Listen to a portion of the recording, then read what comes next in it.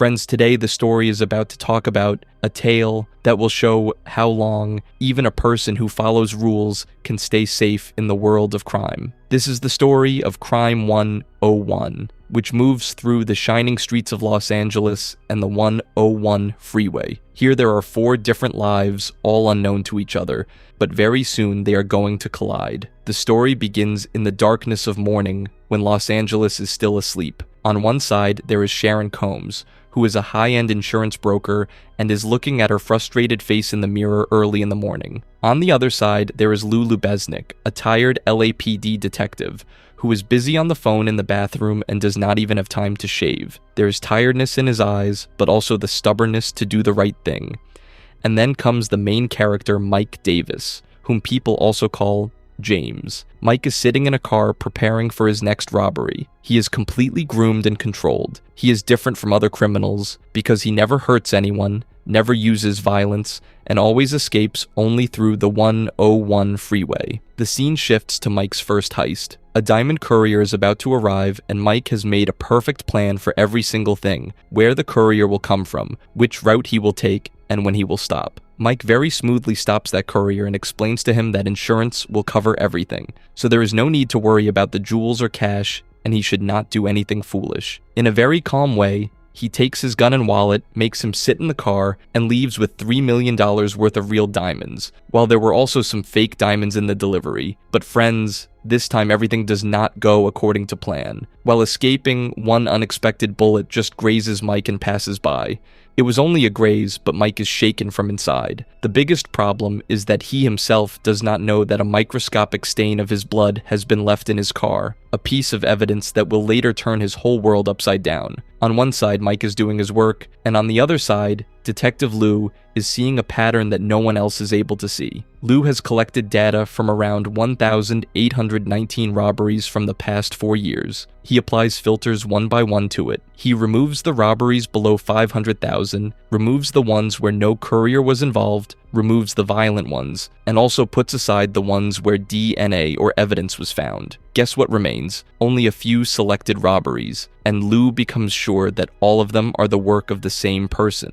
Lou understands that this thief hacks jewelers' communications, avoids violence, and escapes through the 101 freeway. But LAPD is working like a corporation where there is only pressure to close cases. Lou's lieutenant scolds him and says that his clearance rate is the lowest and he is ruining his career. The captain also explains to him not to get the department embarrassed by reopening cases that have already been solved. Lou knows that in one case the wrong suspect has been caught, but the department does not want to reverse its clearance rates. For Lou, speaking the truth itself is sinking his career. Then the story shifts towards Sharon. Sharon's insurance company serves ultra-rich clients. She goes into people's homes, sees their $6.2 million artworks, and covers their contemporary black art collections and cyber liability. She had even protected one client from an admission scandal. Sharon can read people and she is brilliant, but even after working for 11 years, she has not been made a partner.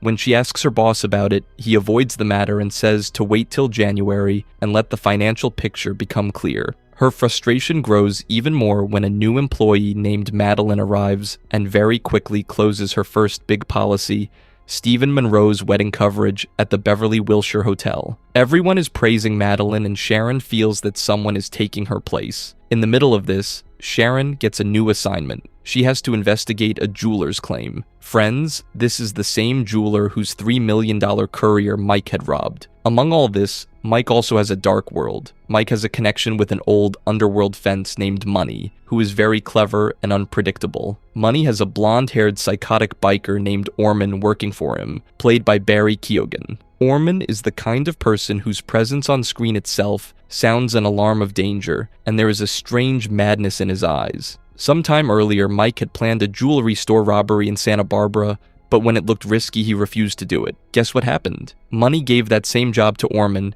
and Orman carried out that robbery in a very violent way, completely opposite to how Mike works. There were no rules there, no discipline, only destruction. After learning this, Mike broke all his ties with Money. But now Money has given that Mad Orman a new mission to intercept Mike's next robbery right in the middle. Then a new twist enters the story. Mike is preparing for his next big robbery, and for this, he needs Sharon. Mike pays a hacker named Devin so that he can pull out all of Sharon's details, where she works, which rich clients she handles, and how well she reads people. Mike knows that Sharon has the secrets of those ultra-rich clients and inside information about their valuable properties. But Mike is completely unaware that the mad killer Orman is also following the same trail. Orman somehow reaches Devin, threatens him badly, and forces him to reveal that Sharon has a very big role in Mike's new plan. Meanwhile, Mike's life takes a turn he never expected. One day, a very bubbly and cheerful girl named Maya crashes into Mike's car from behind. Nervously, Maya explains that the car belongs to her boss, and her boss's children are so mischievous that they distracted her. From this small accident, the two meet for the first time, and the conversation reaches the point of exchanging numbers. Soon, the two meet on a date. In the beginning, Maya feels that the two of them have nothing in common and that she should not waste her time. But when Mike speaks to her in his calm and composed way, a strange, deep connection begins to form between them. As the dating moves forward, one day Maya goes to Mike's apartment. After going there, she is left surprised. There is not a single personal thing in Mike's home. No family photos, no memory, no decoration. When Maya asks him about his family, Mike tells her that his childhood passed in great difficulty. He was raised like a foster child, and now he has no contact with his family. Maya notices that Mike neither listens to songs nor dances. Then she tells him, "There should be someone in your life who teaches you how to live." In truth, Mike is a very lonely man who has spent his whole life only in control. That chaos of childhood changed him so much that now he looks for nothing but perfection and peace in everything. Then Mike's next step begins. He meets Sharon in an art gallery, as if it is only a coincidence. But Sharon is very smart. She knows very well how to read a person. Looking Mike up and down, she says, "Looking at you, it feels like you are hiding many secrets inside. Your perfectly pressed shirt says that you are very organized, or maybe obsessive. You are wearing a $12,000 watch, which shows that you have both money and time. But maybe you were not always this rich, because people who see chaos in childhood grow up chasing order and control." Sharon had read a great deal of Mike in just one glance. Then Mike opens his real card. He tells her that this meeting was not a coincidence. Then he places a direct business proposal in front of Sharon. Sharon will give him inside information about the high-value items of rich people, and Mike will make those things disappear in such a way that no one will ever be able to trace them. Hearing this, Sharon is stunned. She understands that this perfect gentleman standing before her is actually a clever thief. Sharon refuses immediately. She says that she has made her place through a lot of hard work. She neither steals nor cheats. Mike does leave from there, but while leaving, he surely plants a deep seed of greed and thought in Sharon's mind. On the other side, Detective Lou's personal life is also falling apart badly. His girlfriend Angie leaves him because Lou is so buried in his work that he has no time for the relationship. Lou becomes completely alone. But look at the game of fate. In search of peace, Lou joins a yoga class, and this is the very same yoga class that Sharon also attends. The instructor is saying in class, "Let go of your past and live only in this moment." Lou and Sharon are in the same room, very close to each other, but neither has even the slightest idea how deeply their fates are about to collide. Just then, Lou gets a very big clue in his hands. He finds the car that Mike had used in the diamond robbery. And friends, inside that car, he finds that same microscopic blood stain. Lou immediately gets that blood sample tested, and the result matches directly with Mike's old juvenile records. Lou learns Mike's real name, James Davis. Now, for the first time, Lou has solid proof of who the thief is, but the trouble is still the same as before. The police department is still in no mood to help him. In the middle of all this, that mad biker Orman begins his bloody game. He's constantly tracking Mike. One day, Mike realizes that someone is following him, and then begins a spine-chilling high-speed car chase on the streets of Los Angeles. Both cars are tearing through traffic at high speed, making dangerous cuts as they race ahead. This chase feels exactly like those raw Hollywood action scenes where every second feels like death is only an inch away. In the end, Mike cleverly corners Orman at one place. Mike understands that he has been sent by that same underworld man, Money. He gives Orman a strict warning to stay out of his way. But friends, a madman like Orman is simply not made to listen to anyone's warning. Another major turn comes in the story when the police surround a suspected thief. Detective Lou is also present there. The situation becomes so tense that suddenly a shot is fired, and that suspect is killed on the spot. But Lou's sharp eyes are noticing something else entirely. Did that man really even have a gun or not? When the investigation board sits down, all the other officers give exactly the same testimony. The police department clearly wants to cover up this encounter, and they put pressure on Lou as well, to repeat the same false story that everyone else is telling. But Lou is a man firmly committed to his principles. He directly refuses to become part of this lie. He has to pay the price for speaking the truth immediately, and he is suspended. On the other side, a storm has also arrived in Sharon's life. Even after giving her blood and sweat to the company for 11 years, she is once again refused a promotion. Her boss shamelessly says that she should wait until January because now she is 53 years old. She is fourth on the list, and no other competitor will hire her either. Sharon feels something breaking inside her. Just then, she meets one of her old colleagues, who tells her a bitter truth. This company will never make you a partner. For them, you are only bait, a tool to trap rich fish that these bosses themselves can never catch. They have nothing to do with your intelligence. These words pierce Sharon's heart like an arrow, and that is it. In this very moment, her decision changes. She goes straight to Mike and tells him that she is ready to join this game, but she has one condition, a direct cut of $3 million. Sharon gives him inside information that can change both of their lives. A very rich client, Stephen Monroe, is buying $5.5 million worth of illegal diamonds for his upcoming wedding. To avoid tax and the IRS, he is going to make the entire payment in cash, a full $11 million. This deal is going to happen at the Beverly Wilshire Hotel. Mike asks if she has ever worked on an amount this big before. Sharon says, no, but this is the kind of walkaway money that can free a person from the system forever. But when fate turns bad, nothing moves in a straight line. That mad biker Orman somehow reaches Sharon and badly frightens and threatens her. This terrifying experience shakes Sharon from within. In a panicked and broken state, she runs straight to Detective Lou. Yes, the same Lou she met in yoga class. Sharon breaks down and tells Lou everything about Mike, about the $11 million hotel plan, and about Orman's deadly threats. Now Lou is standing at a strange crossroads. On one side, he is a suspended police officer, and on the other side, he now has in his hands a golden chance that can completely change his fate. Meanwhile, Mike and Maya's relationship also reaches a fragile turn. Mike tells Maya that because of work, he will have to go out of town for a few days. Maya immediately feels that something is definitely wrong. She asks Mike for the truth, but Mike turns the conversation away.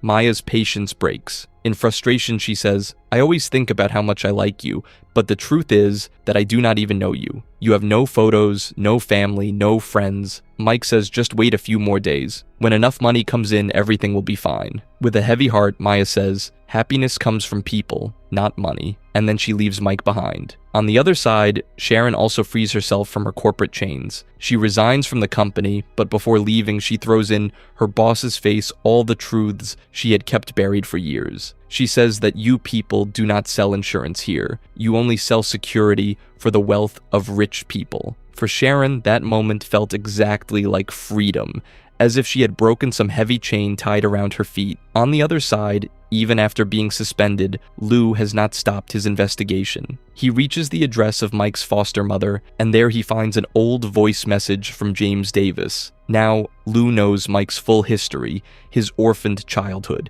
his criminal record, everything. But the most interesting thing is that Lou's plan no longer seems to be only about arresting Mike. Some other much bigger game seems to be running in his mind. And friends, now comes the moment for which the whole story has been building for so long. The day at the Beverly Wilshire Hotel. Monroe is bringing $11 million in cash, and the courier is bringing $5.5 million worth of diamonds. Mike's master plan is that he will go inside by taking the place of the security guard bringing the diamonds. But he has absolutely no idea that Detective Lou has taken the place of the courier. This is deception on top of deception. Both are in disguise. Mike is in the security guard's uniform, and Lou is coming as the courier. The most amazing part? Both of them are going to the hotel in the same car, and neither of them has even the slightest idea about the other's real identity. On the way, the two even talk casually. Famous actor Steve McQueen is mentioned. Old Cadillac cars are discussed. Mike says that he loves classic cars and grew up watching McQueen's films. From the outside, all of this looks like a normal conversation between two strangers. But in truth, beneath the surface sit two dangerous players who, without knowing it, are measuring each other's depth and danger. After reaching the hotel, the two of them take their briefcases and go straight to Stephen Monroe's wedding suite. Monroe and his fiancée Adrienne are also present in the room. As soon as the diamonds are delivered, Mike shows his true colors. He suddenly pulls out his gun and takes direct control of that $11 million in cash. But friends, at that very moment, something happens that Mike had not expected even in his dreams.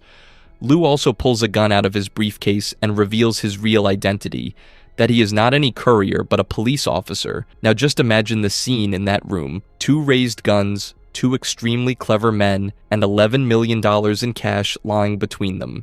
It was a standoff that could have turned into a bloody game at any second. But before any shot could be fired, the room's door opens. Orman is standing there wearing a hotel employee's uniform. Orman has no principles in the way he works, no plan at all. He only wants that briefcase full of money. He screams like a madman to hand the case over to him, and without any warning, he shoots Monroe directly. Monroe falls to the floor covered in blood. Now Orman turns his gun toward Lou, but before he can pull the trigger, Mike moves into action. Mike fires directly at Orman and drops him right there. This is the most powerful moment of the whole film. A dangerous thief saves a police officer's life without caring about his own. Now a strange silence spreads through the room. Monroe is writhing on the floor, Orman is dead, and Mike and Lou are once again standing face to face. But here Lou makes a decision that shocks everyone. He lets Mike leave from there empty-handed. He neither arrests him, nor lets him walk away with any money. Mike quietly leaves that room. Now Lou has many options in front of him. He knows that Monroe made this illegal cash deal so that he would not have to pay tax and could escape the IRS. Lou takes advantage of this very fact. He blackmails Monroe and Adrienne and forces them to tell the police the exact story that Lou wants. Lou's master plan is that he will place all of Mike's old robberies on Orman's head.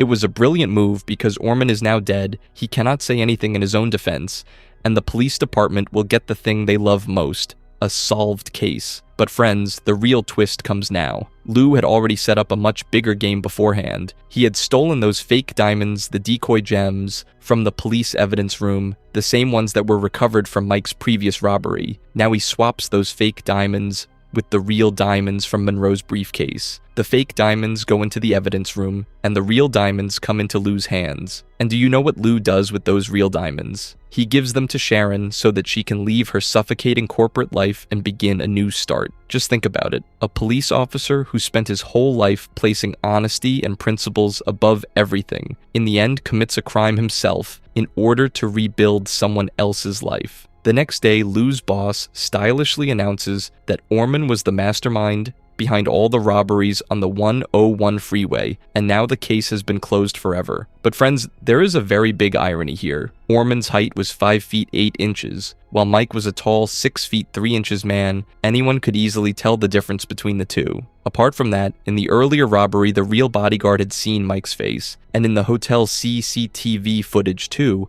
Mike can clearly be seen walking with Lou. The evidence was shouting that Orman was not the real thief, but the department only wanted to close its files. They did not want to ask any question that would increase their problems. Here the system protected itself. The ending of the film is very beautiful and emotional. Mike had left a rare gift for Lou, his favorite vintage Chevy Camaro, the same classic American car that Mike loved deeply. When Lou receives that car, he understands that Mike did not just save his life, but also handed over his most beloved possession to him. It was a silent thank you from a thief to a police officer, said without words. On the other side, Mike had sent Maya an envelope. Inside that envelope was a photo from Mike's childhood, the picture he had never shown to anyone in the world until now. Along with it was a small request. Could she give him a second chance? The man who had no memories, no past, no family, for the first time, had lowered his walls before someone and shown his vulnerability. On the other side, Sharon leaves toward her new life with those diamonds. The company's exploitation, Orman's threats, and those 11 years of suffocation all of it is left behind. Lou may have put his honesty at stake, but in the truest sense, he gave people justice. And Mike, even though he was empty-handed, even though he had no money, maybe for the first time in his whole life, he was free from within. This story forces us to think very deeply. All of us are trapped somewhere inside a cage. Someone in the greed for money, someone in the chains of the corporate system, and someone in the fear of their own past. Mike kept himself under control his whole life, tied himself inside rules,